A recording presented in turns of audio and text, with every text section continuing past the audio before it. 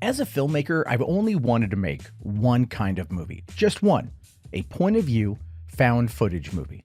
I know that's odd to say, but here I am, near 40 years old, and I'm still just drawn to that style of filmmaking and storytelling. There's something visceral about the run and gun nature of shooting a movie like that. It feels more real than the biggest studio tentpole out there, and it puts you right in the action. Maybe this is spurred on by my absolute love of first-person shooters. I mean, I like to be in the shit, so to speak. So this genre is a great way for me to experience that. And in the summer of 1999, my whole world was rocked when I finally got to experience the film that had the world convinced it was real. You have to understand that I was one of those people too. I believed that it was real. More importantly, I wanted to believe that it was real. I think that belief is what drew me to the property as much as it did, because I was only 17 when the movie came out, and as a recent expat to the Christian faith, I was looking for something to believe in. I know that sounds like an odd analogy, but the viral marketing of the Blair Witch Project sold me, and it sold me pretty hard.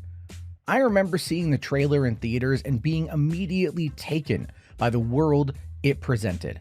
A world where a group of filmmakers traveled into the Maryland woods in hopes of documenting an urban legend, and then they went missing. Then, a year later, their footage was found. What we were going to see was that footage, pure, uncut, unrelenting footage of these people's last few days on this planet.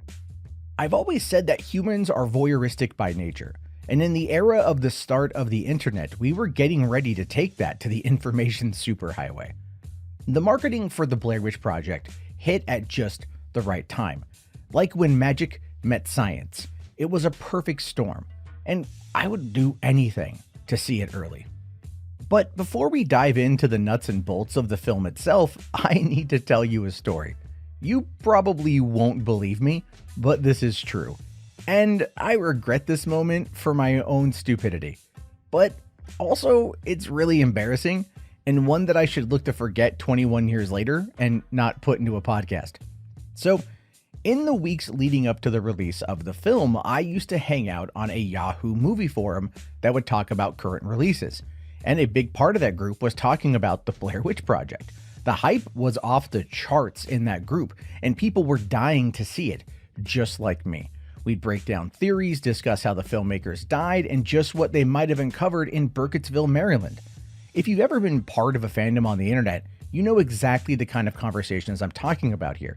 But this was 1999, and we didn't have streaming services. We all had to wait until the film itself was released to see it, and then talk about it. Well, that's what we thought until the unthinkable happened. Somehow, the movie leaked online. At least that is what we were told. There were no screenshots to be shared, we had no way of knowing if it was true or not, but why would any of us not believe it had leaked early? I mean, the conversation surrounding movie piracy was still in its infancy, and was more of a rumor than a reality, at least to the uninitiated. But someone on the forum claimed to have a copy of the VHS. They provided no details outside of that claim of just having a copy, but people wanted to see it. And they wanted this guy to send off copies of it to them. But he was cagey about it. He didn't want to get in trouble by the FBI for bootlegging. But he also claimed that he was in Vancouver, British Columbia, so he thought he was outside of America's grasp, apparently. Here's where my impulsive, impatient nature comes into play. Like I said, I was desperate to see this movie. I would do anything to see it early. And what I did next was an impulse. I created a brand new Yahoo email account under the name of Jenny something or another, and I joined the forum to partake in the conversation about the bootleg documentary. I struck up a convo with the original poster, and I created a bit of an elaborate backstory that I was a cousin of Heather Donahue, and that we, as her family, had no idea what happened to her, that the studio wouldn't let us see the movie early, and that we were barred from any and all information surrounding the disappearance, and that we just wanted to see the movie to see what happened to our beloved Heather. Yeah, this guy bought it. I'm not kidding either. This guy bought it. Like I said, this was the internet in 1999, and yes, people will go to the internet and tell lies. However, he agreed to send me a copy of it, but I didn't want to give him my home address. So I used my neighbor's address, with his permission, of course. And then I waited. This guy would keep messaging me and, well, wanting to talk to Jenny. And he kept saying that he was about to put the tape in the mail. He kept this up for about a week. And to my own discredit, I kept it going as well.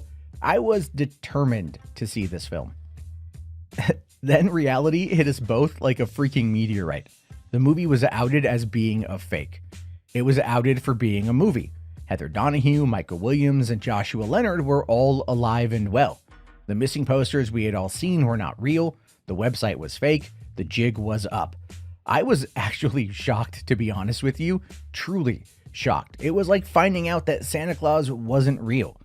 Looking back on it now, I have to laugh at my own stupidity for believing it, but at the same time, this guy from this Yahoo forum also learned the truth, and then he realized that I had been lying to him. And he wasn't happy. And he said some pretty mean things in an email. Can't say I didn't deserve it, but we were both playing each other, and in the end, neither of us won. So I tossed in some callous line about having to go meet my boyfriend and bid him adieu, and then I deleted the email account and went back to waiting to see the movie like everybody else. I'll admit, I was a bit of a dick at the end there. I didn't really have an exit strategy because I thought it was real. This story is funny in a really embarrassing way. I do regret it. I regret catfishing a guy to get a copy of a movie that probably didn't leak online early, and that this guy wanted attention from a woman on the internet. To be honest with you, we were both fools, but the internet is just fantastic for that sort of thing. But what you have to remember is that Daniel Myrick and Eduardo Sanchez crafted something that had taken the world by storm. It tricked people like Orson Welles' The War of the Worlds. Still, to this day, it's brilliant, and I love that it made me so stupid for it. The story of the Blair Witch Project actually goes back to 1993, when Myrick and Sanchez were in film school at the University of Central Florida.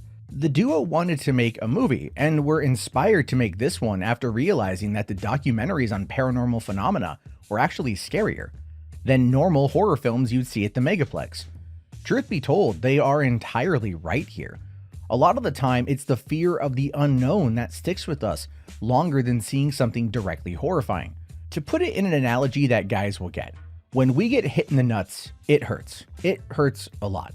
But when you get thwapped in the nuts, it hurts less, but the uncomfortability lasts longer. Watching something like a creepy paranormal activity documentary, like let's say The Incident at Lake House, can live with you longer than something like Scream, which shows you everything before the end. And I'm not knocking Wes Craven's horror masterpiece, but movies where the danger is just out of frame is always scarier in the long run. After this particular epiphany, Myrick and Sanchez decided to create a film that combined both elements. And in order to see their project to fruition, they joined forces with Greg Hale, Robin Cowie, and Michael Manello to create Haxan Films. Here's a fun side fact. Haxan Films is named after Benjamin Christensen's 1922 silent documentary horror film of the same name, Haxan, which deals with witchcraft through the ages.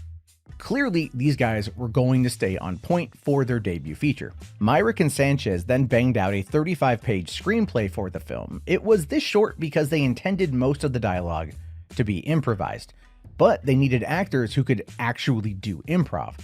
So they placed an ad in Backstage Magazine in June of 1996, seeking actors who had that particular skill set. All in all, about 2,000 actors were part of the audition process.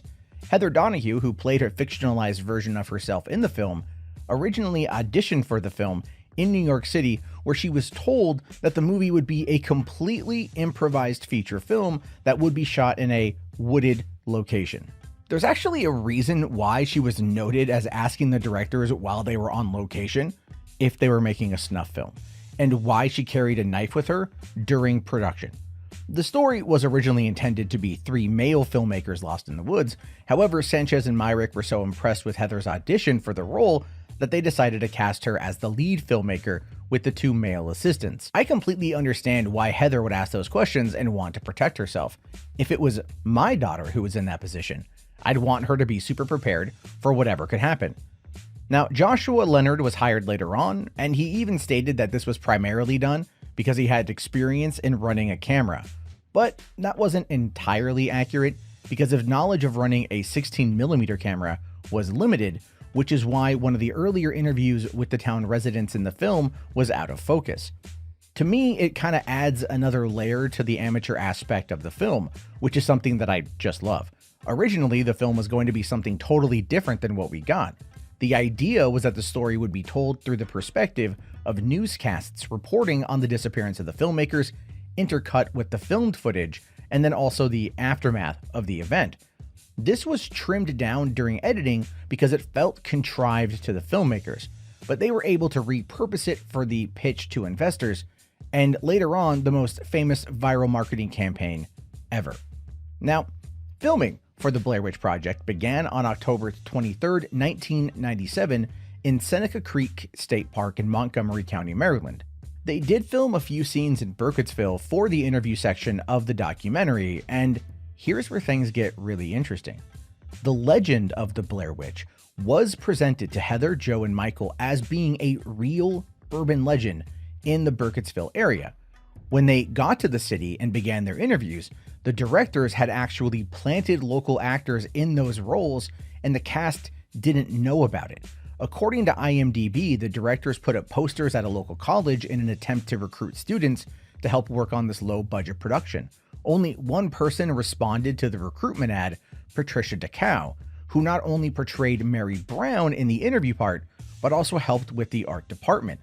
What I love about this is that there is an awesome fan theory where she was actually Blair Witch, and she was the one who had hunted them through the woods, tormented them, and killed them. It adds a nice little extra layer to it, even though it's simply a fan theory. But what I love about this whole thing with the town is that even though the cast knew they were making a quote-unquote horror movie, they had to also believe the world around them was somewhat real. This was brilliant in regards to keeping the audience invested in the film as the story went on.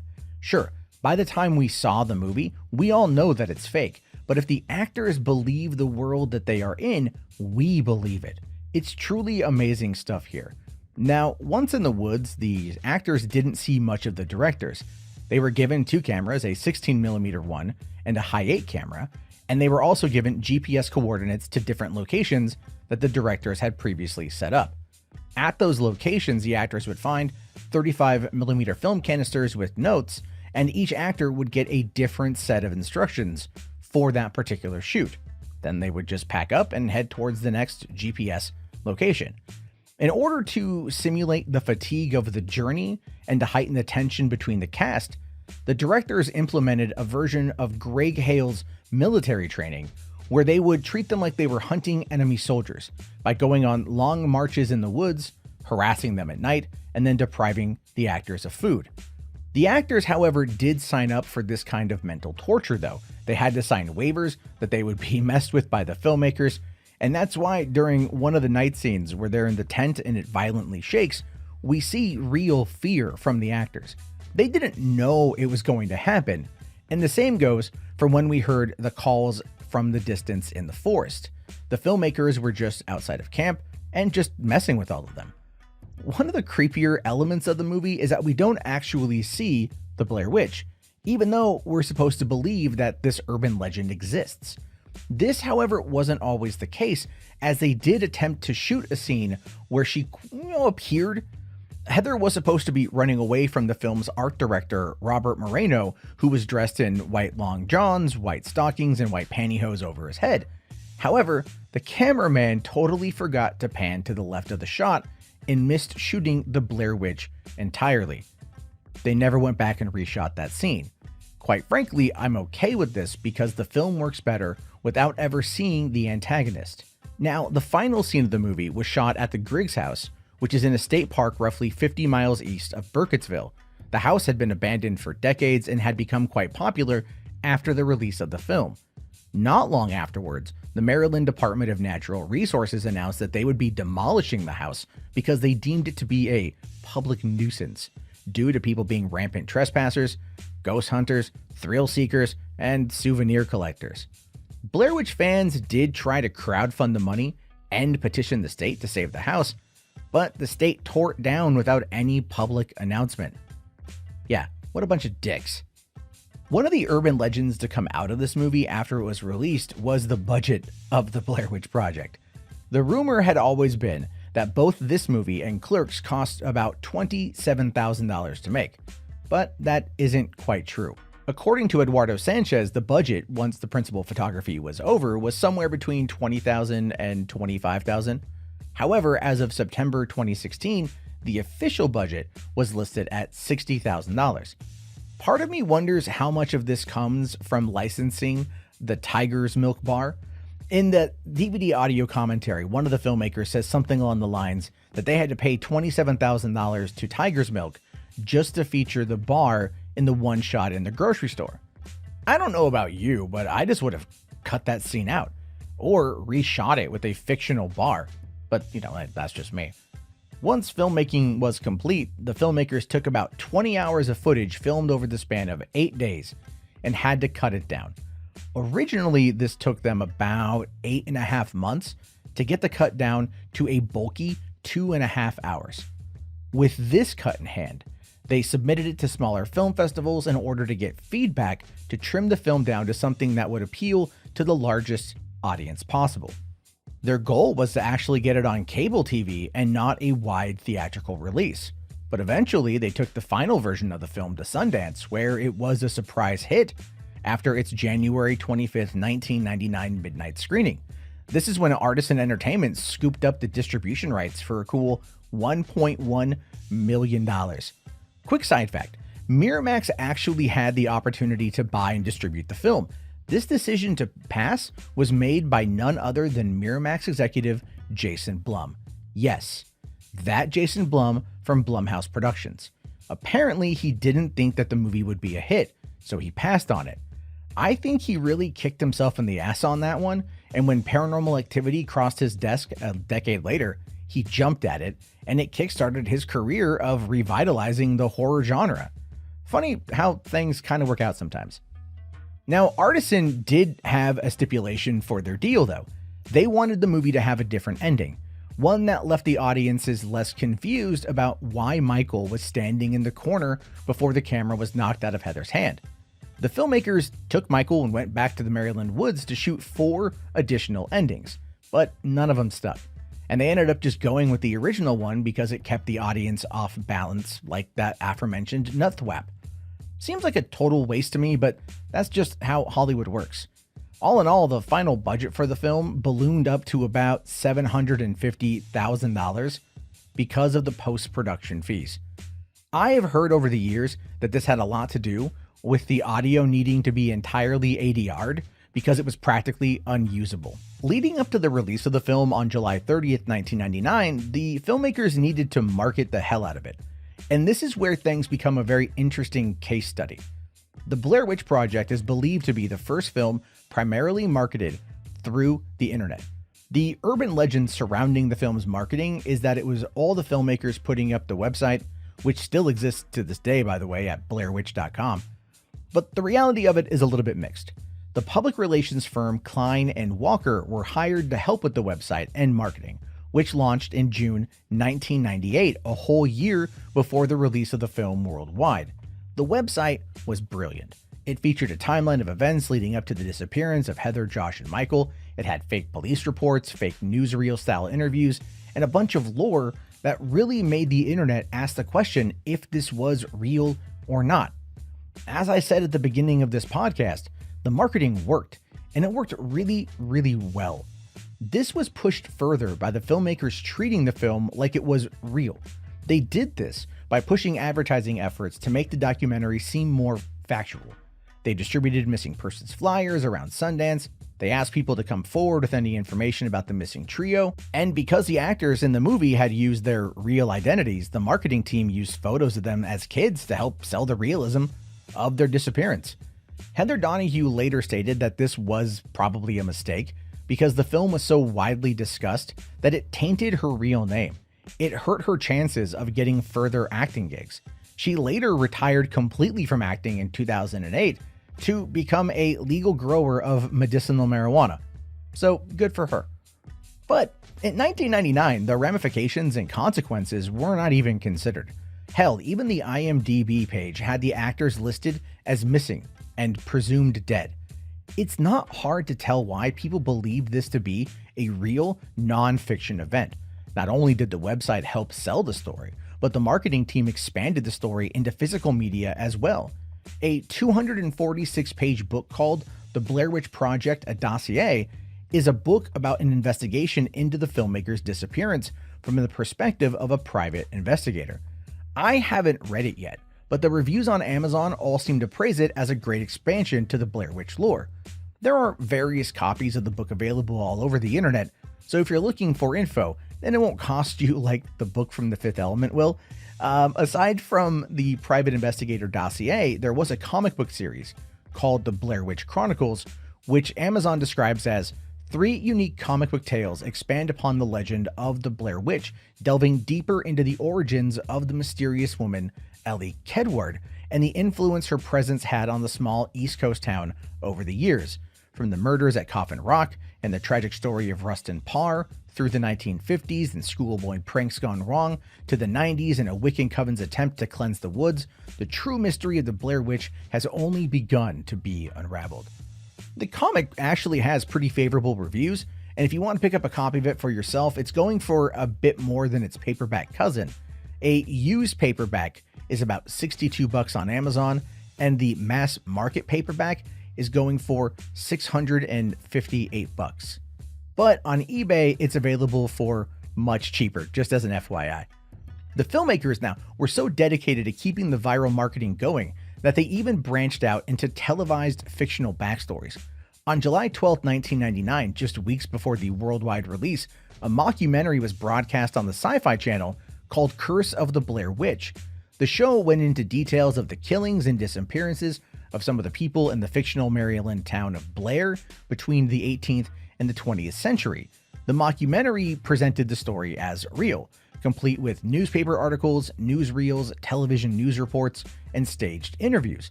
There was even a pseudo follow-up to this called Sticks and Stones, which was a Daniel Myrick and Eduardo Sanchez directed promotional video exclusively for Blockbuster Video. This overlapped a bit with the Curse of the Blair Witch, but it is pretty cool to check out if you want to, and it's available on YouTube, so you don't got to go pay for it. And there actually was a third Blair Witch documentary that came out the following year in 2000. It was called The Burkittsville 7, which is a 40-minute program about Rustin Parr. Parr was a serial killer from the 1940s who killed 7 children around Burkittsville, Maryland, on the supposed instructions from Blair Witch herself. This was made entirely for Showtime to promote the film premiering on the network in 2000. The whole thing is available on Vimeo, and it's definitely worth checking out. Now, when the movie did finally release on July 30th, 1999, you'd better believe I was there. First day, first showing, my ass was in a seat. I don't recall my theater doing a midnight showing at the time because those weren't as popular back then, but I do remember sitting down in our 650-person THX auditorium for what I could only imagine would be the absolute ride of my life, the culmination of everything I had read and seen about the film.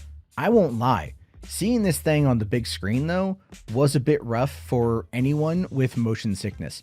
The filmmakers never intended it to be released wide, so they probably didn't give much thought to the idea of people watching this in a theater. But yeah, not everyone made it through this movie. Even the 2 people I saw it with couldn't make it more than halfway through. Me, on the other hand, despite some motion sickness, I was in it to win it. I wasn't leaving that seat till the credits rolled.